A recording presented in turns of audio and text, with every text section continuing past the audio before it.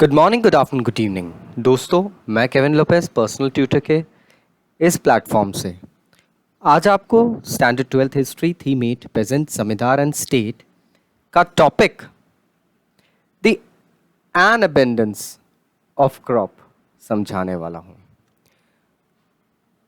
दोस्तों, हम जानते हैं आज भी इंडिया में एग्रीकल्चर दो मेजर सीजन्स में चलाया जाता है और एग्रीकल्चरल ग्रोथ भी दो मेजर सीजन्स में होती है। हमारे यहाँ पे रबी और खरीफ क्रॉप्स होती है जो कि स्प्रिंग और ऑटम रिस्पेक्टिवली में बनाई जाती है। इसका ये मतलब है कि लगभग सारे इंडिया के रीजन्स एक्सेप्ट कुछ रीजन्स जैसे कि राजस्थान और हिमालयन साइकिल हम बात करते हैं ऊपर, इन टेरिटरीज में ग्रोथ नहीं हो पाती थी। आजकल तो वहां पे भी टेरेस फार्मिंग वगैरह होने लगी है, लेकिन उस वक्त इन रीजन्स में इतनी ज्यादा ग्रोथ नहीं होती थी। लेकिन remaining rest of the India में ग्रोथ काफी हद तक दो साइकिलों में चलती थी। अब इसको आइन में नाम दिया गया दो फासला, मतलब ये दो डिवाइडेड टाइम के बीच में या दो डिवाइडेड टाइम में ग्रोथ होती थी। इसके बहुत अच्छे रीजंस भी हैं, क्योंकि रेनफॉल होता था तो वाटर सप्लाई होता था और उसके बाद में क्रॉप्स आते थे, इरिगेशन मेथड्स आ गए तो उसके बाद में तो दो से ज़्यादा तीन क्रॉप्स भी होने लग गए थे।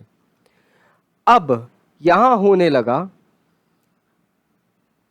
कि क्रॉप की ग्रोथ बढ़ने लगी। आइन में हमें यह पता चलता है कि आगरा में अगर हम देखते हैं तो ऑलमोस्ट 39 वैरायटीज ऑफ क्रॉप उग रही थी और दिल्ली में 43, वहीं पे बंगाल में तो चावल की अकेली 50 टाइप की, जिसे हम बासमती कह सकते हैं, हम काली मूंछ कहते हैं, दुबराज कहते हैं, and there are many many many.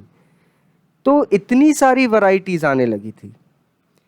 लेकिन इसका ये मतलब नहीं है कि कल्टीवेशन के ऊपर बेस्ड जो पॉलिसीज थी वो सिर्फ हमारी डेली नीड्स के लिए ही पूरी होती थी। हमारे पास में कुछ परफेक्ट क्रॉप्स भी होते थे जिन्हें जिन्स ए कमील कहा जाता था। ये ऐसी क्रॉप्स होती थी जिन्हें आज हम कैश क्रॉप्स कहते हैं।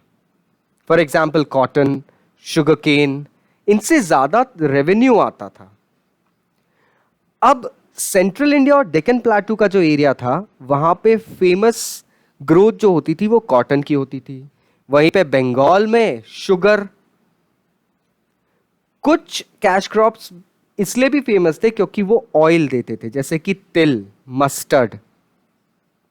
हम बात कर रहे हैं तिल की बात कर रहे हैं, राई, मस्टर्ड, वो सब चीजें, सरसों जिसे कह सकते हैं, वो सब आती थी। तो ये पता चलता है कि बहुत सारे टाइप के क्रॉप्स इंडिया में ग्रो हो रहे थे और एक एवरेज पेजेंट जो होता था वो सिर्फ एक क्रॉप के ऊपर टिका नहीं रहता था।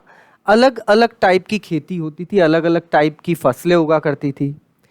17th सेंचुरी के आते आते बहुत सारे नए क्रॉप्स दुनिया के अलग अलग हिस्सों से इंडिया पहुंचे, जिसके अंदर हम देखते हैं मक्का। देन मक्का आया था हमारे यहाँ अफ्रीका और स्पेन से, और वेस्टर्न इंडिया में मेज को एक मेजर क्रॉप के रूप में उगाया जाने लगा। टमेटो, पटेटो, चिली, ये सब ऐसे ग्रोथ थे जो कि न्यू वर्ल्ड से आए थे। न्यू वर्ल्ड मतलब ये वो कंट्रीज थी जिनके बारे में इंडियंस ने कभी सुना भी नहीं था। जैसे जैसे मर्चेंट्स आ रहे थे, जैसे जैसे नए नए ट्रेड रूट्स बन रहे थे, तो ये क्रॉप के सीड्स भी आ रहे थे। और तब कुछ ऐसे फ्रूट्स भी इंडिया में आए जिन्हें आज हम पाइनएप्पल और पपाया के नाम से जानते हैं। ये टॉपिक हमें बताता है कि इंडियन एग्रीकल्चरल ग्रोथ सिर्फ स्टेपल फूड क्रॉप्स के ऊपर सीमित नहीं थी। There were many other, like cultivated products that were actually helping out certain other businesses as a subsidiary. So now I guess you got the topic. Still अगर कोई doubts है तो नीचे कमेंट बॉक्स से कमेंट करना मत भूलिएगा। Thank you very much, I will see you again.